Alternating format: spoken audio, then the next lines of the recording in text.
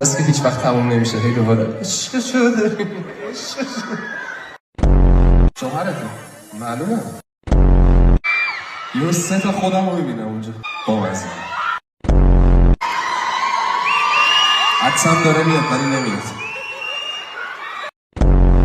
خواهر سخته و این آقا خیلی بد اخلاقه، اصلا هیچ راهی نمیده به ما.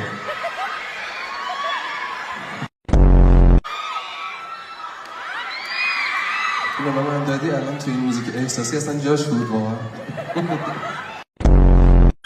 بقیه‌اش چی؟ کم گوی و گزیده گویشون دور. کم حرف بزن بیشتر بخون، بریم خونه همون کار داریم.